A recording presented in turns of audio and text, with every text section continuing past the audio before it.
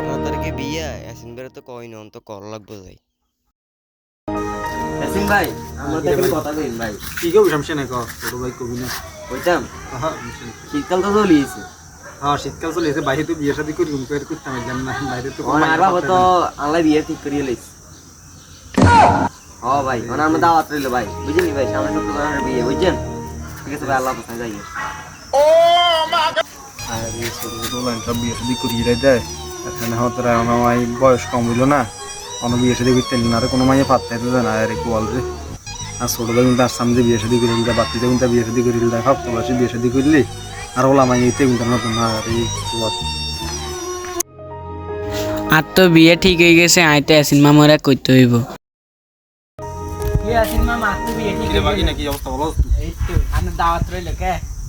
মামা কি দাও তুই আমার আমার বিয়ে ঠিক হয়ে গেছে আসলে কি বিয়ে ঠিক আছে হ্যাঁ ঠিক আছে মজা নিলে চান লাগে নাকি না না মজা না কিন্তু বিয়ে কত তারিখে যত 13 তারিখ 15 তারিখে 15 তারিখে বিয়ে আরে আলার রে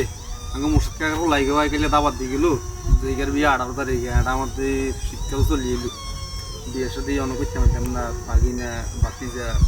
ছোট ভাই যা আছে সব বিয়ে শাদি করিয়ে দেবে কদিন আর তোরা বিয়ে শাদি করি কাকা বাপ মামু বাপ পারা ধরে গান আচ্ছা ঠিক আছে মামুর রান্না 15 তারিখে চলি মামুর কাছে কিন্তু তুই হইছে না কিন্তু মামু গিফট নিতে পারতাম না কিন্তু এটা ভালো মামু গিফট নিতে পারতাম আর আব্বা তো আর বিয়ে ঠিক করে লইছে অন ইয়াসিন কাকারে কইতে হইব কি ও কাকা কাম টাকান গড়ি গেছে নিজে তোর বয় এন্ডি আর আব্বা তার বিয়ে ঠিক করিয়ে রেছে